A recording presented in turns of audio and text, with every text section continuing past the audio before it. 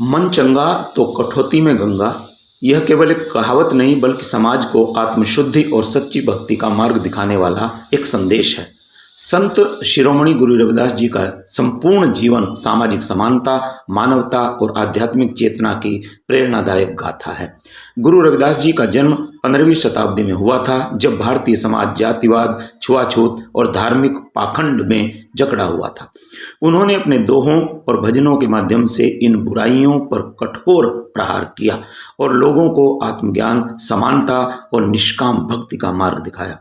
गुरु रविदास जी मानते थे कि जन्म के आधार पर कोई ऊंच नीच नहीं होता, बल्कि इंसान अपने कर्मों से महान बनता है। उन्होंने स्पष्ट रूप से कहा कि जात जात में जात है, जो केला में पात। जात जात में जात है, जो केला में पात। रविदास मानुष से मानुष न मिले, जब तक जात न जात। यानी जब तक समाज में जात का भेदभाव बना रहेगा, तब तक सच्ची मानवता का निर्माण संभव नहीं है। व्यक्ति को उसकी जात से नहीं बल्कि उसके आचरण और कर्मों से पहचाना जाना चाहिए। गुरु रविदास जी एक ऐसे समाज की कल्पना करते थे जहां पर हर व्यक्ति को समान अधिकार मिले, कोई भूखा न रहे और सभी को आदर व सम्मान प्राप्त हो।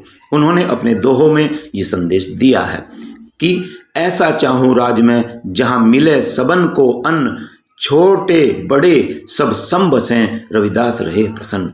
यह दोहा केवल आध्यात्मिक नहीं बल्कि सामाजिक क्रांति का संदेश भी देता है। वे कैसे समाज की कामना करते थे जहां कोई ऊंच नीच न हो, कोई भूखा न रहे और सब प्रेम पूर्वक रहें। गुरु रविदास जी ने बाहरी दिखावे की बजाय मन की पवित्रता को महत्व दिया। इसीलिए उन्होंने कहा कि मन चंगा तो कठौती में गंगा। यानी मन पवित्र अगर है तो अपने हृदय में ही सच्चा तीर्थ होता है। गुरु रविदास जी मानते थे कि सच्ची भक्ति वही है जो समाज को जोड़ने का कार्य करे, जो प्रेम, करुणा और संभाव दिखाए। उन्होंने कहा, अंतरमाला मन का फिरे, जीव राम रटन में लागे।